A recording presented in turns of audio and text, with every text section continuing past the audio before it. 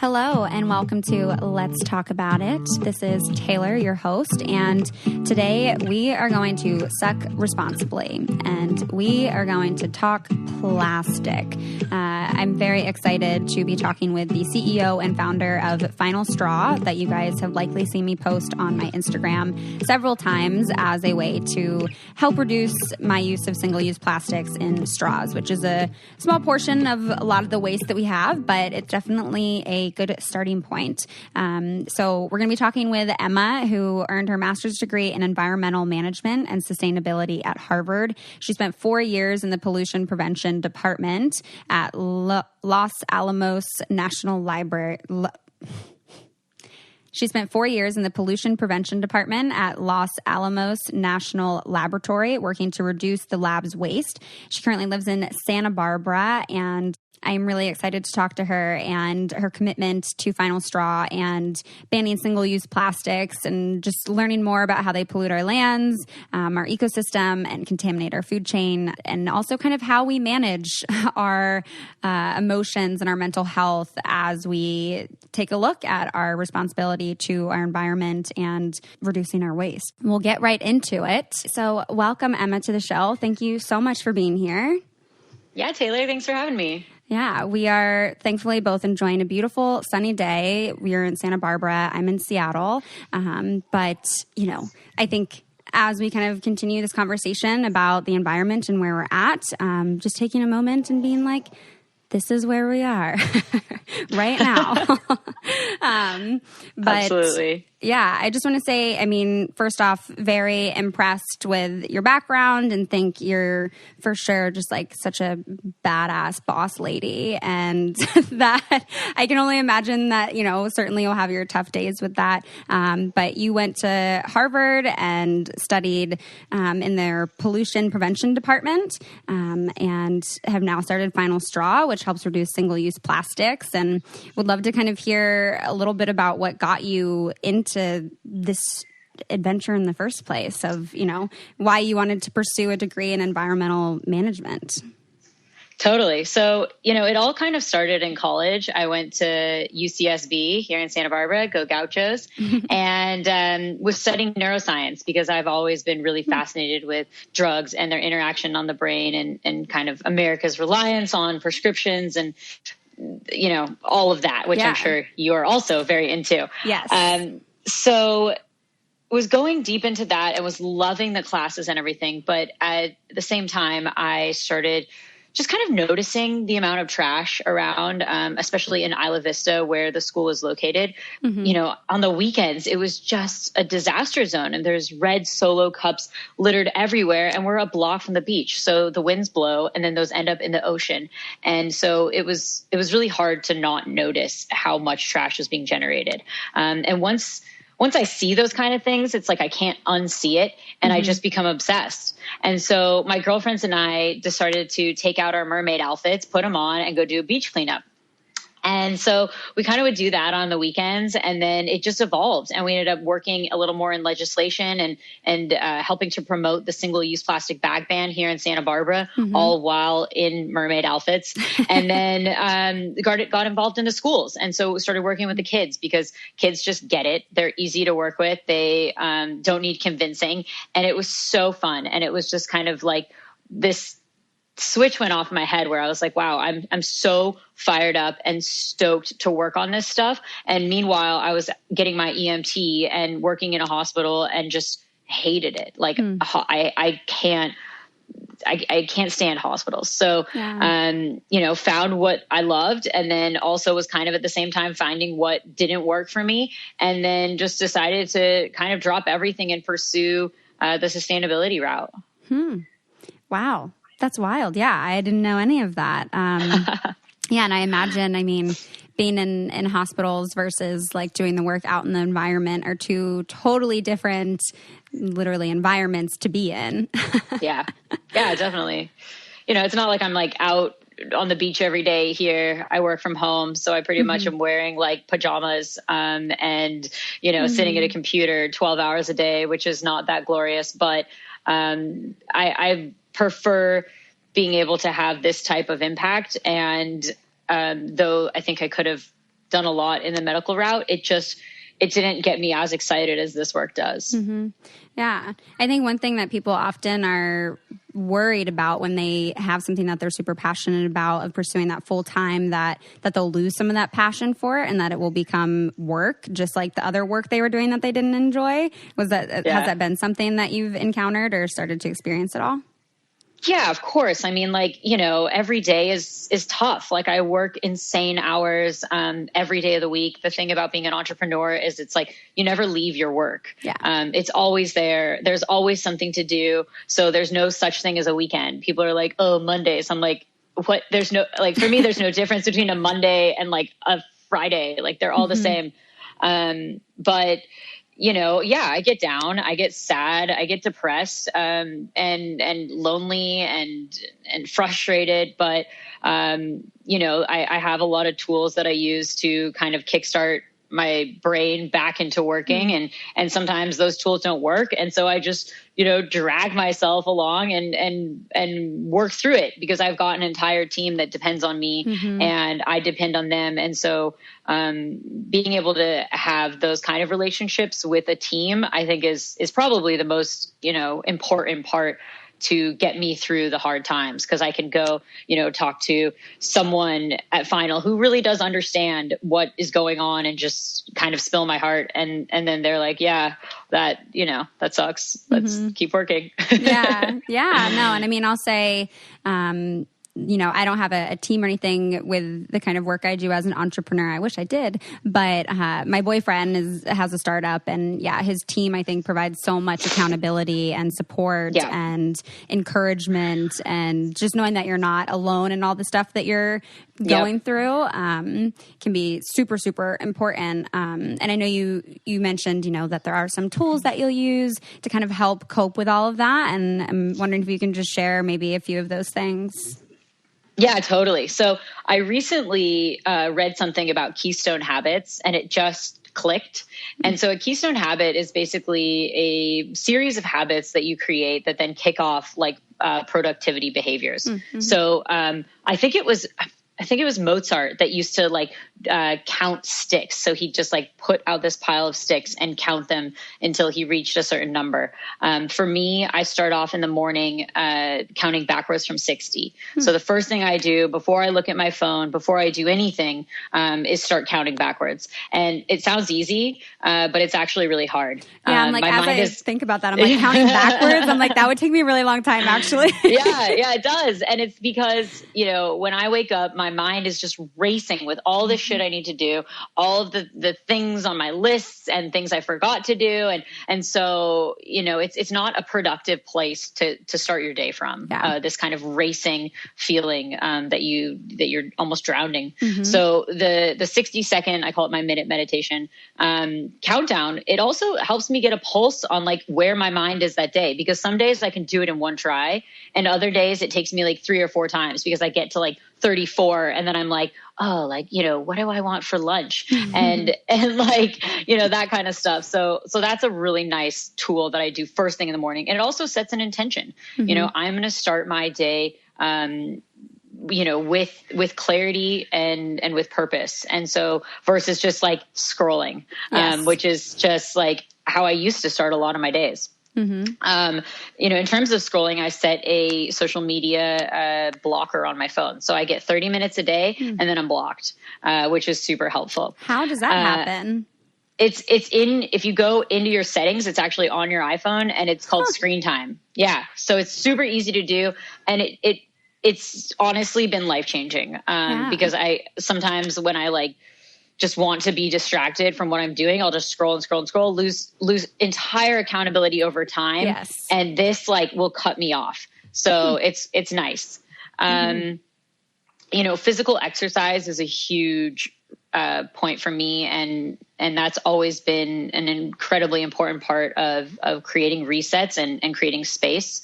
So, if I'm frustrated, I'll go for a run, I'll go do stadiums, I'll go to the gym, go for a mountain bike ride, go just get out of the house and go for a little bit. I have a dog, so I also like sometimes just go for a walk. Yeah. And a lot of my meetings when I don't need to be at my computer, I'll go out and walk so I can just be moving and and, get fresh air. Yeah. So those are like kind of the quick list of some of my tools. Yeah. No, those are all like very specific, and I feel like would be very helpful, not only for me to implement, but also for probably some of our listeners. The screen time thing. I mean, I know you can like track your screen time, but I didn't know you could literally like block yourself after a certain period of time. It's really, really great. And I highly recommend anyone who's kind of looking to create more of a routine in the mornings to look up Keystone Habits. Yeah. Mine starts with that 60-second countdown, and then I drink a glass of water, I make my bed, and I do 10 push-ups. So it's like every morning that's how I start my day. And so it just kind of like sets me up for more productivity after that. Yeah, and you can do those really from anywhere. Like a part of my morning routine is like watering my garden, my plants, on my balcony. But when I'm traveling, like that's not something I can do. Totally. So yeah, I think even how I woke up this morning and I was like scrolling through Twitter to just like get my eyes awake. Yeah. And, one of the things actually, and I think entrepreneurs in general are just like way more aware of these kinds of things, where like my boyfriend has a rule, that like he doesn't even leave his phone in the bedroom when we go to sleep. Like it's got to be outside. And for me, I'm like, but then how do you even hear the alarm? Like exactly. I won't wake up that way. So he's like, you need to get an actual alarm clock and all totally. These things. Yeah. I'm not there when it comes to like not having the phone next to the bed, but I do put it on do not disturb and, have this routine that I do that takes like 2 minutes. So it's not really like a big time block, but it's a really good way to just get your mind just clear so that it's not focused on scrolling. Because the thing about scrolling, if you'll notice, like you actually decrease your attention span immediately because you're getting these kind of immediate dopamine hits. So like, when I'm like waking up and doing that immediately, I'm immediately training my brain that it's going to get rewarded just like boom, boom, boom, boom, boom, boom, boom. Yeah. So then for the rest of the day, when that's not happening, I'm not getting those rewards, then my attention span is scattered. But now like that I've implemented this routine, I mean, I'm still like super ADD, but I feel like it's focused quite a bit more. Yeah. No, it sounds like it would be. And I think, having that kind of grace on yourself and knowing that it's not going to be perfect and knowing that, maybe some mornings it's a little bit more difficult than others, but like the fact that you are attempting and the fact that it is helping create some focus is really helpful. And it's a good way to cope with stress and getting yourself focused. All right. So I want to take a mini break here to share a great resource and a sponsor of the podcast that I love. This is for all the ladies out there listening. And I know we've talked a little bit about kind of being an entrepreneur here in this episode. And honestly, as a woman, I think there's also a lot of pressure around starting a family and managing that as well. And so honestly, I mean, whenever you choose to start a family is completely a personal decision. Some women want it now, others want to wait, and whatever floats your boat, guys.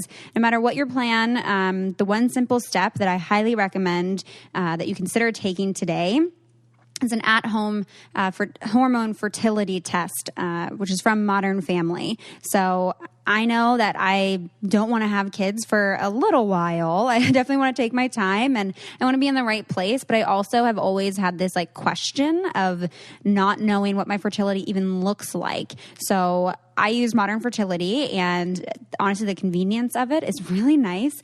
It just ships a kit right to your home, and then you get physician-reviewed results in just a few days. And it's not like you have to go to the doctor's office and deal with the anxiety of that.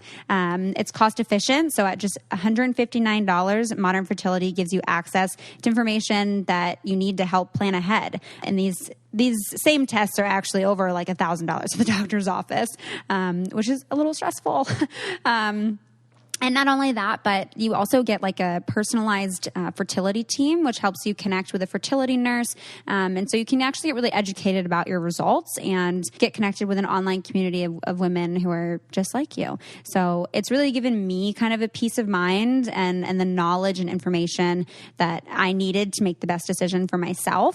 And honestly, these are all results that you can trust. So the tests are conducted in certified labs and Modern Fertility's team of physicians and clinicians clinical advisors, leads some of the nation's top fertility clinics. So highly recommend you guys check them out. You can visit modernfertility.com/Taylor, take their fertility quiz, and get $20 off your Modern Fertility test. That's modernfertility.com/Taylor to take the fertility quiz and get $20 off. Again, modernfertility.com/Taylor, and get educated and get some information and knowledge about your body and help make a better decision for whatever your plan might be. I hope you guys take advantage of that, and we can get back to the show. And I want to go back a little bit because, you touched on the fact that you would walk around and you'd see these red Solo cups everywhere. And I think probably people that live closer to the ocean are maybe more aware of this kind of stuff.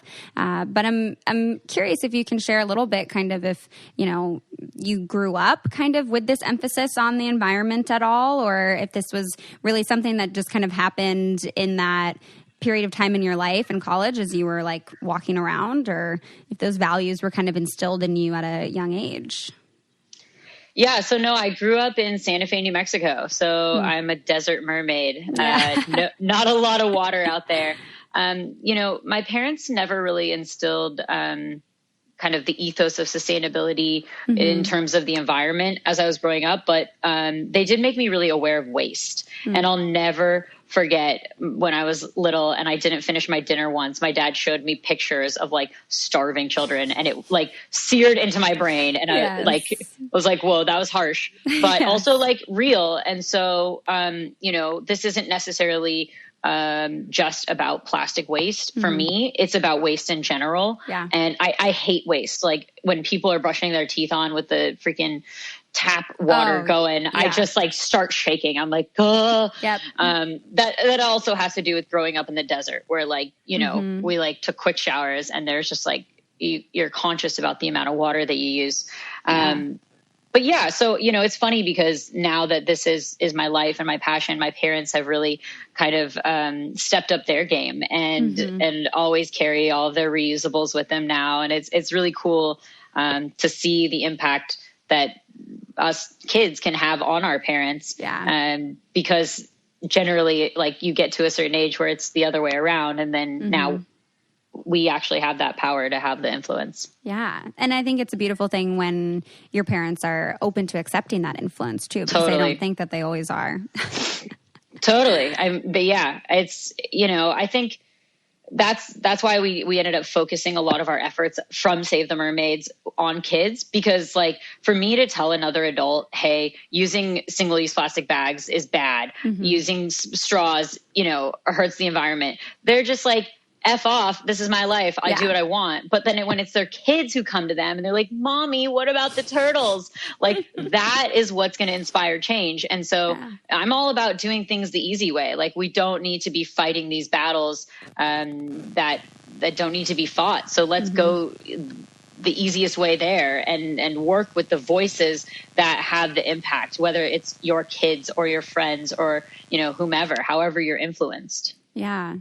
Yeah. And I think, I'm curious if we can dig a little bit into what that process can be like, shifting your lifestyle to getting rid of single-use plastics. And, as an adult, when you've already got used to that level of convenience and already very much adjusted to that lifestyle of things just being disposable. Like you said, for kids, it's a little bit different and they can grow up in a different way and they might be more easy or more willing to make changes. But as an adult, kind of how you maybe made that transition or how people can start to make that lifestyle transition.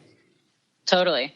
I think it's about setting rules in your life and really sticking to them. So like one example is that I've set a rule that I'll never buy any beverage in a plastic bottle, whether it be water, juice, whatever. I've never had one of those like pink coconut waters that everyone's like, it's the best. And I'm like, oh, I want to try it. But I just I set that rule and I stick to it. Yeah. So, that means that I always need to bring a reusable bottle with me. I never leave the house without one. It's just like, I know that I like to drink water and therefore I bring this bottle so I can refill it wherever I am.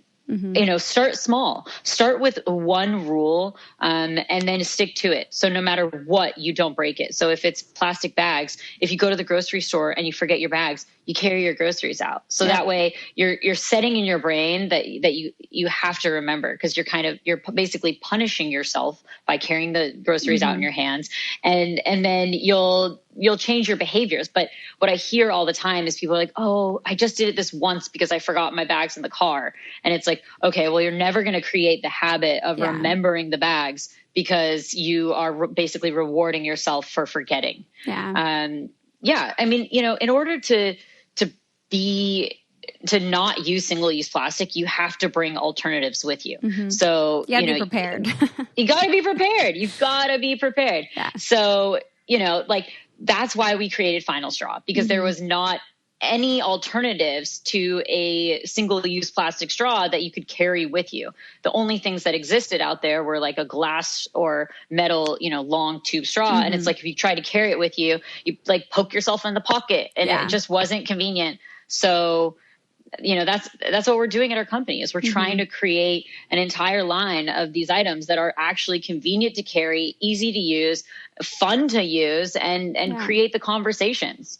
When you pull a Final Straw out at a bar, like, it's pretty much impossible for you not to get a comment. Like, everyone next to you is like, what's that? And then you get in a whole conversation like, this is a Final Straw. Why do you have it? Well, I try not to use single-use plastic. Oh, that's interesting. And then it kind of sparks the ripples of change, which is really how you change society. Like that's how information used to spread, is word of mouth. And now we've got, social media and all of these other ways to spread information. But like the most native way to change the world is through our voice.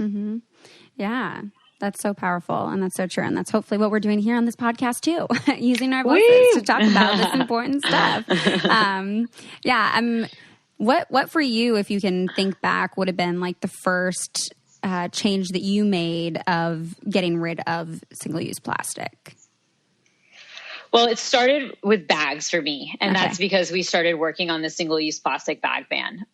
From there, it went to straws, because I was traveling in Thailand, and just there were straws everywhere. Like, you couldn't walk like a foot down the beach without pulling a couple off the sand. And then from there, it went to bottles, and then after that, cutlery. So those are like 4 items that you'll never see me with, and I go to pretty great extents to ensure that I don't use those items. And that's the low hanging fruit, because then from there, it's about shopping plastic free. So then you need to go to the store and be buying items that aren't packaged in plastic. And it just keeps building on that. Yeah. You go to the farmer's market, and there's very little packaging there. I think there's generally none. Yeah. Yeah. And I think for me, the first thing I stopped was I got rid of all my plastic Tupperware and recycled it. And then I purchased all like glass reusable Tupperware. And then from there did go to straws, and then the plastic bags. And I don't purchase things that are bottled anymore. And most of what I do is purchase everything at the farmer's market. And otherwise it's like boxed goods, cardboard boxes. But I feel like at this point, there's really an alternative for every single use plastic that we could be using. And oftentimes just aren't necessarily aware of those things, or haven't taken the energy to educate ourselves on them, or there hasn't been like the mainstream marketing for those things like there have been for the other things. Even, Ziploc bags, like a lot of what I used to do for my fruit to freeze would be put it in a Ziploc bag and put it in the freezer. And now of like researching reusable bags that are like silicone and using I don't know if like technically this is like good to do or not, but I put like my mason jars in the freezer. Why not? Yeah, like I use my mason jars and my other glass Tupperware. But I think I feel like at this point there's got to be a alternative for almost everything, whether or not we're aware of it or not. Totally. There's definitely a lot of alternatives out there. And, it's just about kind of getting prepared and stocking up on those things. And those things generally last a lifetime. So it's like, maybe there's a higher upfront cost initially to buying, the silicone bags versus a Ziploc bag. But then in the long run, you're actually saving a lot of money because those items are for a lifetime. Yeah. Yeah. And even there's like bees wrap. Like I use my bees wrap for, a slice of lemon and a slice of onion and whatever else, putting over a bowl of salad. All right. So just a little bit of a side note here. I want to share this with our listeners about BetterHelp, which is an online counseling service. It offers licensed professional counselors. So if you are struggling with anything ranging from depression, stress, trauma, grief, whatever it is, if you're feeling like you're ready to reach out and get help and want to connect with a professional counselor in a safe and private online environment, everything that you share there is confidential, and it's also just really convenient. So you can kind of go at your own time and at your own pace. You can schedule video and phone sessions. Plus also you can just chat and text with a therapist. So I really want to provide this as it's already an affordable option, but I want to make it even more affordable for those of you Let's Talk About It listeners who are interested in seeking help, that you can get 10% off your first month with discount code TALKABOUTIT. So honestly, you could start after listening to this episode. You can go to betterhelp.com/talkaboutit. You simply fill out a questionnaire to kind of help them assess what your needs are, and then you get matched with a counselor that you'll love. So again, that's betterhelp.com/talkaboutit. And I hope that this helps. I hope you guys take advantage of this resource. And just want to make sure that I was able to share that with you guys. So we can get back to the show now. I'm curious if we can dig a little bit into just how we like emotionally navigate some of this stuff. Because I think, I'll give a short little anecdote here, to kind of get us into the emotional piece of this. You kind of touched a little bit on one too, though, of, being in the grocery store and then realizing like, oh, shit, I forgot my bag, and like kind of the emotional debate we have with ourselves of what to do there. But even, this was in February or March. I was in Montana, and my boyfriend is very, very big in sustainability and conservation and has taught me a lot about it, and has very much encouraged a lot of my growth in this area. And his family actually did a whole campaign around bottled water in Canada. And so like they're very, very passionate about this. And we pulled up to the hotel, and, they give you 2 bottles of water. And I knew as soon as I grabbed them from the lady, I was like, oh, this is not going to be good. Like he's not going to be happy with me that I have these bottles of water here. And I took them just to be polite and was like, okay, thanks. I'm not going to use these, but thanks. And when I went out to the car to, be like, okay, yeah, I got the key, he was like, what is that?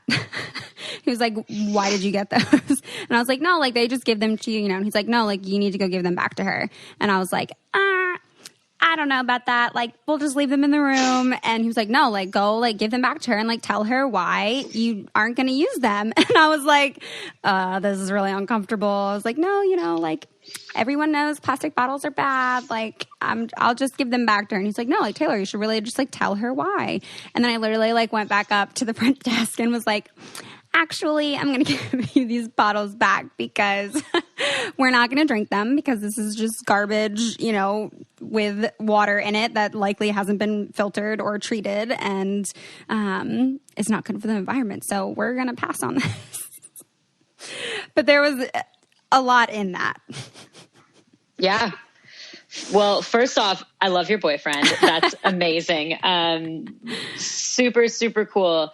And, I've been in that situation many times where, like a friend or someone will come out from the gas station with their items in a plastic bag. And I'm like, what are you doing? And they're like, oh, they just gave it to me. And I'm like, well, go take it back. Yeah. And it's funny because I actually like my ex would never go take the bag back. So I would go take it and put it back. And probably a great reason of why we're not together today, because if if you're not surrounded by people that are willing to be vulnerable and support this mission, because that, I'm sure that was difficult for you to go in there and like face them and then, you know, feel kind of the shame of taking them to begin with, and then the guilt for them, like maybe shaming them for giving them to you. So it's a lot. But I think that, you know, to have a partner that is open to that is willing to kind of face those emotions and say, you know, this is something that is, you know, not only important to you, it's important to me. And I'm going to look a little silly by returning them because I don't care. Because ultimately what I do care about is my values, and my values are such that I don't want to be a person that is creating unnecessary waste. I don't want to be, you know, contributing to these, you know, massive piles of plastic that are going to be here for future generations. And so, you know, I commend you and your boyfriend for that. And it is tough. And I think that the more we're able to kind of shed this, like just wanting to go with the flow sort of vibe and feel okay with kind of like raising that awareness, but also doing so in like a caring and loving way. Because when I first started getting into this, like I was like the plastic Nazi, like people, like I once had a friend bring over a 6-pack of beer and he took his jacket off and a plastic bag fell out of his jacket. And I was like, what is that? And it's like, he was hiding it from me. He got the beer in the bag and then went so far as to hide it from me because he didn't want to get reamed out. But then like, you know, kind of missed the whole point of just like, why did you just give it back? But, you know, people don't change through like berating and that kind of language. So, you know, I've learned a lot about how I deliver the message. It's not about saying that is wrong, don't do it. It's saying, this is what happens when we use plastic. Here is the action, here are the results, and here's how you can change it. So a great example is the other day I had a meeting and we went and got some drinks, and the only thing that was open was this little corner store. So I grabbed, you know, like a thing in a can, and the person that I'm meeting grabbed something in plastic. And I said, well, you know, do you want to get that? It's in plastic. And he's like, oh, you know, and he looks at all the other options and he's like, well, that's the only one that I want. And I'm like, okay. So I let him get it. I even paid for it. And then we're sitting at lunch and are sitting down and drinking, and he's like feeling terrible about it. So it's like you kind of need to let people come to their own conclusions versus like pushing your agenda on them. You know, like had I said like, I'm not buying you a drink in plastic, which is like what I wanted to say, like that would have been me pushing my agenda on him. But instead he made the decision that to use the plastic, and then got to come to the conclusion on his own that was not the right decision. And that he sat with that, and then now maybe next time he will think about that a little bit more. I guarantee he will. And I think there's two kind of ends to this of the managing the guilt and not wanting to shame people, but also wanting to like stand by your own values, and also then not having this sense of like almost of, you know, the stigma with vegans of like, I'm so much better than you. Like, you know, I'm saving the environment, and not wanting to come across in that way as well when you're passionate about sustainability and waste. I can think of another example, and this is where it can be extra difficult sometimes, I think, when people are aware of these things and usually make, you know, the decision to bring their bag or to bring their reusable bottle, and then are in a situation where they don't, and like how you hold them accountable, if you do at all. Like my mom was just visiting recently, and, you know, usually she has reusable bottles, and instead she had the plastic bottles from the hotel. And, you know, we're walking down the street and I'm like, oh, why do you have your plastic bottle? Like we were just in my apartment, you know, I could have given you a reusable one. And then as we're walking down the streets of Seattle, I thought it was just perfect timing and hilarious, and also just so Seattle. Someone had left out, like on the sidewalk, a Brita filter filled with water and a bunch of like reusable bottles, and it was like, stay hydrated, don't waste, and like, you know, enjoy, take one. That's where I was like, that's awesome. That's so beautiful. And I was like, Mom, you should take one. And she was just like, I don't trust it.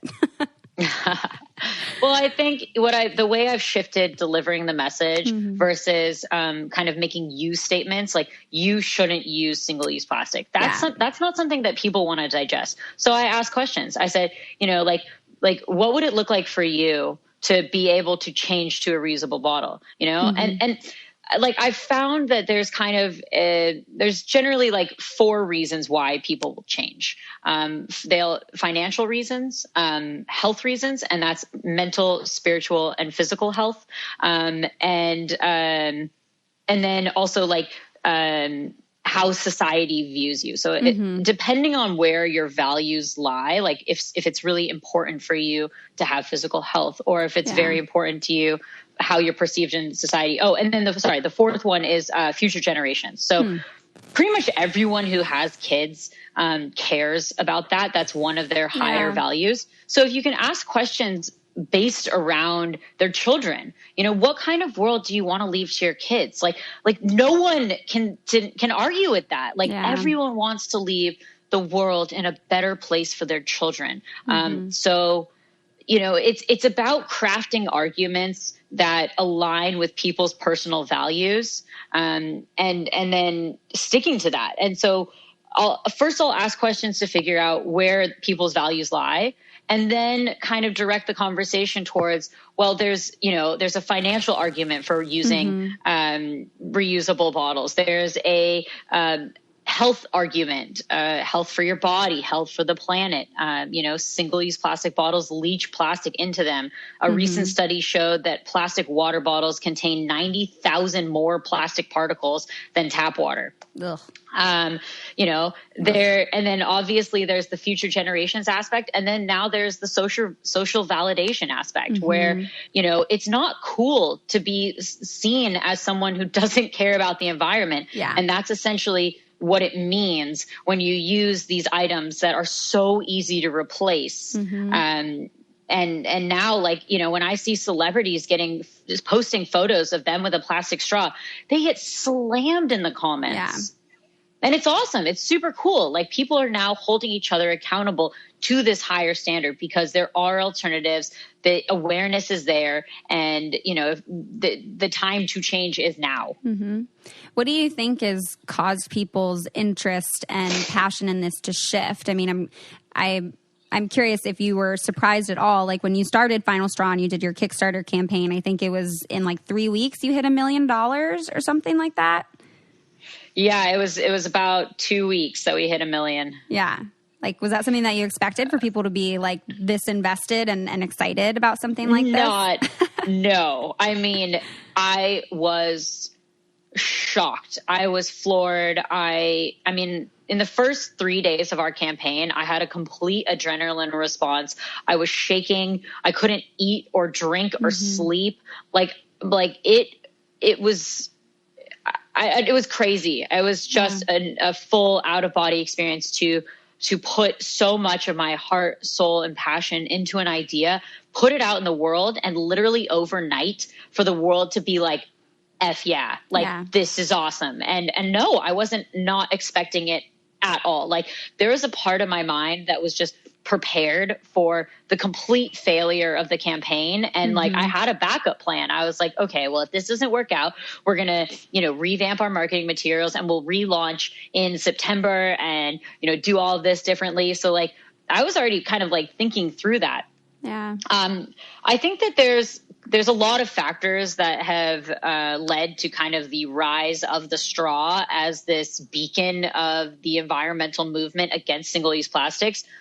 First and foremost is that Seattle banned plastic straws. Seattle was the first. Yeah, go Seattle. So, the Lonely Whale is an NGO that worked very, very hard to get that passed in Seattle.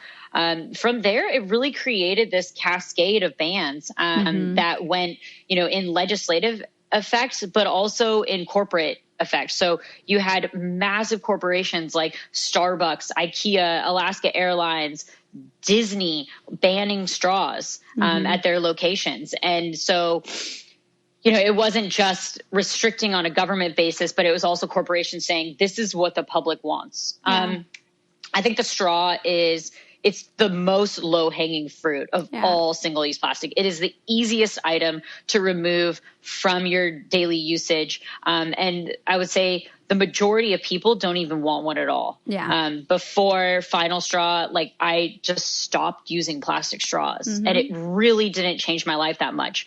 But it's been really interesting to see the shift because, like 10 years ago, I was ordering drinks with no straw, and the looks that I would get were just ridiculous. Like people were just like, who is this like chick, like she's all up on her high horse. And now it's like, if I ask for no straw, they're like, of course we don't serve a straw. Like, duh.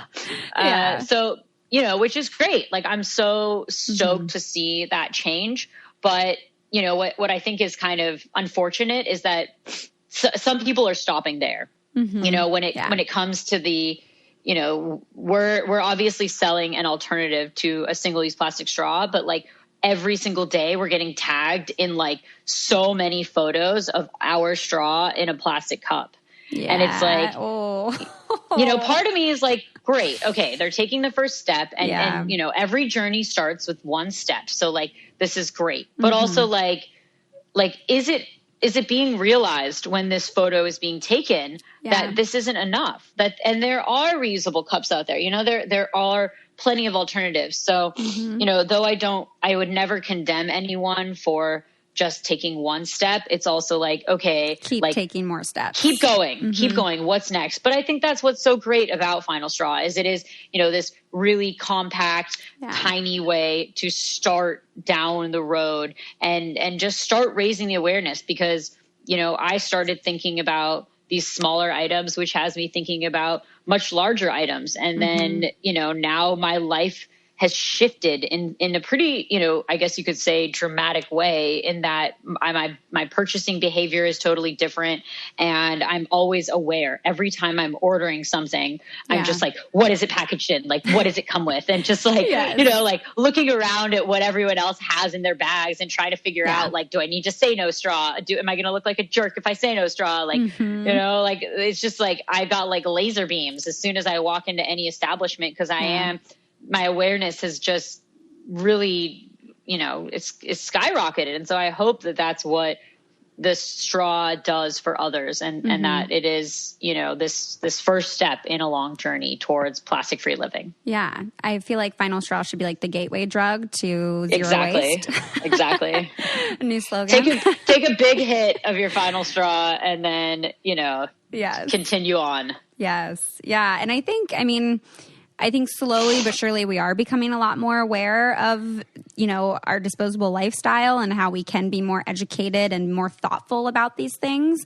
And I think, sooner rather than later, likely our environment's literally going to force us to become aware of these things and is going to force us to be very thoughtful about how we're using things and how we're wasting things. I'm curious if you can touch on a little bit just about how you've managed to reduce your waste aside from single-use plastic. Yeah, totally. I mean, the first step in reducing your waste is knowing what your waste is. So I've done this with schools. I've done it, at my old job, but doing a waste audit. So go look in your trash can, see what you're throwing away. Same with your recycling bin. We can talk a little later about recycling and the fallacy around it. But in order to really deeply understand how to be able to reduce, you need to first know what's there. So like I did this waste audit on myself a while ago and was like, wow, I throw away a lot of paper towels. That's literally what I was just thinking for myself. And there's literally a paper towel right in front of me. But I was like, wait, but I use they're like recycled paper towels. So like, I think this is okay. Like was literally doing a mental check of that in my head. Well, so, okay, that's perfect. That's a perfect example. So, the problem with paper towels, even if they are made from recycled content, is that it's still trees and paper and water and they're heavy. So, it's quite a bit of transportation and fuel costs to ship them all around the world. And so, and they're packaged in plastic generally. So I looked at paper towels because I was like, this is one item that was taking up like a quarter of my trash can. Like it was insane. And so I just bought rags. And I started using rags instead of paper towels and really haven't looked back. I never buy paper towels anymore. They're expensive too. So you save money there. And that's a great item to kind of start removing from your household. And then I kind of have different classes of rags. So I've got like my like nasty rags that are like, I'm not going to like, you know, that's like have the first those out. wipe down. Yeah. Like if you've got something gross you need to clean up, like you use one of those. And then you've got your kind of like nicer dish ones that you can like wipe the counters and whatnot with. So that's, and, you know, whenever, you know, eating dinner, I use cloth napkins. I see so many people who just grab paper towels like it's no thing. And I recently did a calculation that we use enough paper towels in the United States to wrap around the world 18 times every day. Yeah, it's insane. I mean, it's so many. But, you know, I think with a lot of families, it's like a really quick, easy way to clean up and very convenient. It's super convenient, but also like using rags is really convenient and they don't take up much space in the laundry and I do it all the time. So that's one item. I think another one that is present in a lot of people's lives are Ziploc bags. Yeah. And then for those, I replace it with a silicone bag or a Tupperware. Super easy, convenient, easy to clean way and reduce that waste entirely. Yeah. Part of the problem with Ziploc bags is besides being single-use plastic, they're also not recyclable. Any item that contains multiple types of plastic is not recyclable. So the bag and then the zipper part are two different types, and therefore they all just get sent to the trash. Yeah. Yeah, and I think I recently, I think it was John Oliver that just did a segment on our recycling, and so would love for you to touch on that a little bit before I get into my emotional question that I have in my back pocket. Yeah, no, it's great that the fallacies around recycling are being talked about more. Trevor Noah also did a great segment.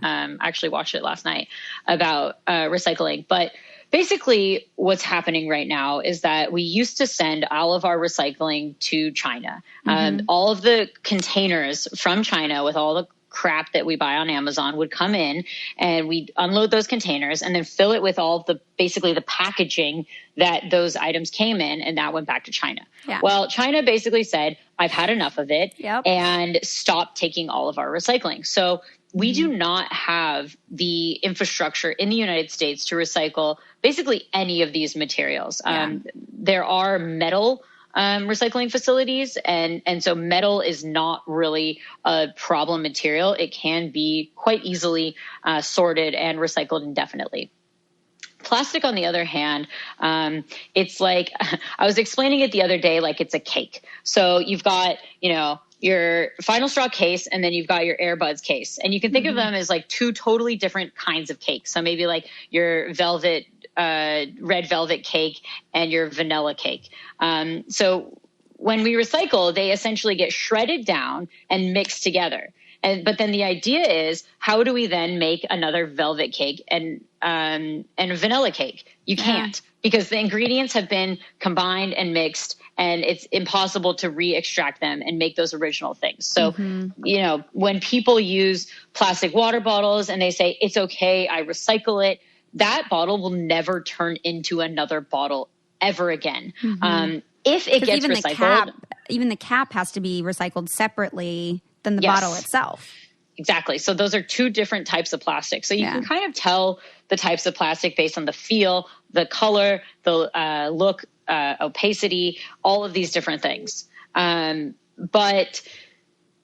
So anyways, plastic is tough because, first of all, there's essentially 7 different categorizations of types of plastic, which in a perfect world would get separated and then recycled. But in addition to those 7 different types, each company that's manufacturing that plastic is using different additives, colorants, plasticizers. And so essentially you've got all of these, you know, red velvet cakes, but all these different recipes for how to make the cake. So when you combine them all, you're not going to get a great cake in the end, because you're going to have this weird mixture that doesn't quite, maybe it doesn't solidify right, or have the same melting point.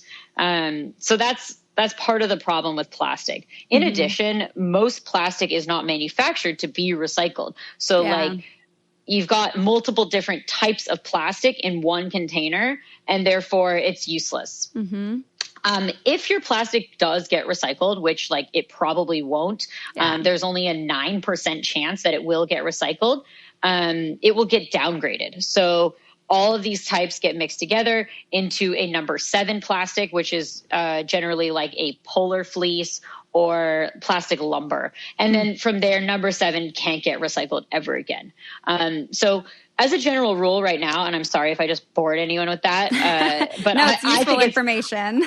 I think it's fascinating. But basically, as a general rule, if you can locate the type of plastic that you have, only numbers 1 and 2 even have a chance of getting recycled right now. So do not bother throwing anything else in there. You're actually increasing contamination and making it much, much worse. And the more contamination we introduce into the system, the less things get recycled. Yeah. So, this is, and I'm speaking directly about plastic. Every material has a different value and different kind of life cycle. Cardboard and paper can only be recycled between 5 to 7 times. And if it has any food contaminant on it, it will contaminate the entire load. Yeah. So do not recycle your greasy pizza boxes. It will completely mess up the system. And, what we like to call it wish cycling, because I love, this is such like a weird, creepy habit of mine, but I love looking into recycling bins and like at people's homes and seeing what they're recycling, because the fact is we just recycle what we wish was recyclable. It has nothing to do with actually it being a recyclable material. Well, and I think a lot of that is also because we don't truly even understand the process of recycling and don't actually know, like, I think in that segment too that I watched, it was that notion that like literally your recyclables have to be like completely washed, like completely clean to even be recycled. Otherwise it's just waste. Exactly. So, and each municipality has different recycling guidelines. Some places recycle glass, other places don't. Glass is a tough material because it actually, the way we recycle glass in general is that it gets melted down and reformed, which requires an insane amount of energy. So it's actually not that beneficial to recycle glass. It also it's made from sand, which at this point we have plenty of sand. That may not be the truth in the future, but it's also really heavy and it shatters easily and gets lodged in other materials, which then contaminates loads. So the moral of the story is use less and don't trick yourself into thinking that recycling is a solution to waste management, because it's not. We need to completely redesign the materials that we're using and go back to the olden days when things were actually reused and repurposed. I love it. So on that note, I want to kind of wrap us up with this. It all feels like very overwhelming. And I'm very curious for you, being someone that, I think as people start to learn things, it just kind of compounds. But being someone that is so educated on these things and is so aware and understands kind of the depth of damage that's being done, like emotionally and mentally, how does that not? And if it does, how do you deal with that? The amount of just drain that must take. Yeah. I mean, it's real. I think that people get overwhelmed and then they get apathetic, and it's just the amount of human-induced environmental issues is so massive that it's hard to feel like you can have a difference. But just to shine a little light on that feeling versus working on this idea, coming out with it, and in the past 6 months we've essentially stopped 27 million plastic straws from entering the environment with just one product. So, it's possible. And I would say that your voice is much more powerful than you think it is. Yeah. And I really realized that in the past year or so, with the amount of feedback that we've gotten, the amount of like fan letters that we get, people, like teachers writing us saying, thank you for everything you do. Like my entire class loves the mermaid video, and it's really changed the way that they act. So, I think it's just important to remember how powerful your voice is, and that change does start with, one person, and then, propagates through the connections that we make. And, I definitely think it's easy to get overwhelmed. And so pick one thing. Yeah. Pick one thing today that you're going to eliminate from your life and stick to it. And then in a couple months, you're like, whoa, that's easy. I can't believe I ever used, that one thing. And then add on. Yeah. And then from there, it's like you just create a lifestyle for yourself that is different. I love Tony Robbins explains this idea that if you change 1 degree, like immediately it doesn't look like a lot, but as you keep going in that trajectory, you actually end up in a completely different place. Yeah. So you don't need to do entirely massive changes today, but do one and stick to it and own that. And don't make excuses, because that's kind of the biggest thing when you're just like, oh, but I really want, a 7-Up or whatever today. And it's like, no, like this is the commitment you've made to yourself. This is the commitment you made to the earth. And that's one thing to do. So, and don't get down on yourself. If you do stumble and not complete, what you're saying, it's okay.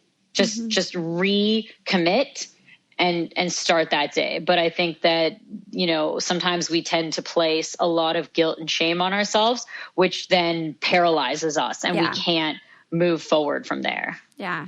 Yeah. And the more that we like beat ourselves up even more about it, the less that we're actually able to then make real change and actually implement those little steps day by day, because we're just paralyzed with feeling like we weren't good enough, and that, what we do really isn't going to make that much of a difference when really it does.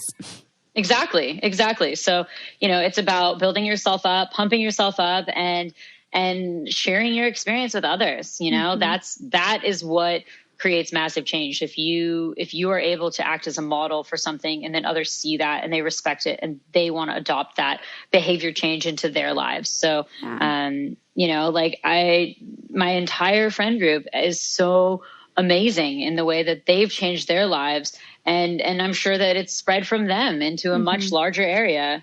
Yeah. Definitely. And I'm sure that our conversation here will spread too. So I'm very appreciative of you sharing your experiences with me and all the listeners on this episode today. I'm curious, for people who do want to, make these small changes. I would love to get like a small little list from you, maybe of some, of course, Final Straw as the straw alternative, but perhaps some of your favorite companies to support for things like the silicone bags, or the reusable bags, or the reusable bottles. Just whatever other kinds of resources that you'd have available, or any other kind of studies that you've found, just to give people some extra education on these things. Totally. So my favorite reusable silicone bag is Stasher. Okay. My favorite saran wrap alternative is Bees Wrap. I'm kind of stuck between Corksicle and Yeti in terms of water bottles. I do love my little Corksicle guy, but I've got kind of all different shapes and sizes depending on what I'm doing. And actually also Hydro Flask. I have a few Hydro Flask bottles I'm into. Let's see what else. In terms of clothing, I've actually committed to doing an entire year without buying any new clothes. So, thrift store shopping, buying used. I go on eBay, I go on Poshmark, and, it's been a really cool and eye-opening way into how much clothes I was buying, and now like finding these really unique vintage pieces as an alternative.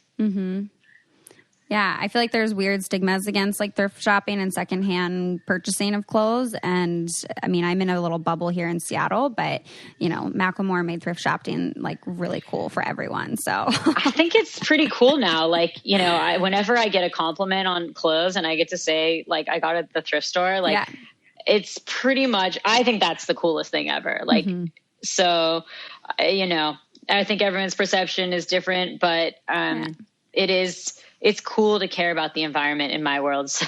Yes, very much. And hopefully that will expand out to be our entire world. I think it is. I really do. I'm hopeful that people are changing. The world is shifting. And I think that, you know, a product like Final Straw is living proof. The fact that, you know, we did $5 million in revenue last year on a straw. Yeah. So people want change. They want alternatives. They want tools to use to replace single-use plastic. And now it is our, you know, entrepreneurs' jobs to make those alternatives, make it easy, make it convenient, make it fun.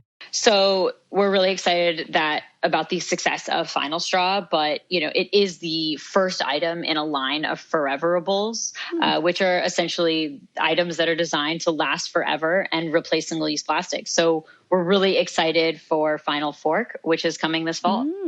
I can't wait for that. That's so exciting. Yeah. So with the straw, we encourage people to suck responsibly. And with the fork, we encourage people to fork responsibly. I love it. It's fantastic marketing, and I am all for it.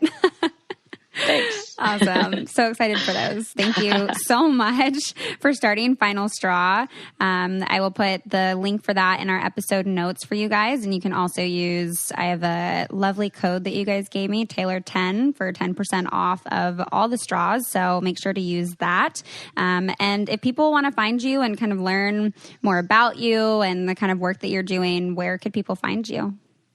Sure. So you can check out Final Straw at finalstraw.com, and on Instagram, we're at Final Straw. There's a couple underscores in there, but you'll find us because we got that blue check verified. Yes. Facebook, we are at Suck Responsibly, and same on Twitter. Me personally, you can check out my Instagram at Emma Sirena. That's Sirena, like mermaid in Spanish. Oh, that's so cool. I didn't know that. Yep. Really on brand for you there. You know, I do what I can. Awesome. Well, thank you so much. Yeah, thanks, Taylor. And thank you guys so much for listening all the way through to this episode. I really hope that you guys check out Final Straw. You can use code Taylor10 and get 10% off of all of your straws. And look at this as like your little gateway drug into reducing your single-use plastics and, you know, being more intentional about the life that you're living and reducing your waste. I really enjoy covering topics like this, so I hope you guys enjoyed it as much as I did and learned a lot from it. If you guys haven't already, I would love for you to head on over to iTunes to leave a review and let me know what you're liking about the show. And if you don't have a lot of time, you can just click a star rating on there. But love doing this with you guys, and thank you so much for tuning into this episode. And I'll be back next week to talk to you next time.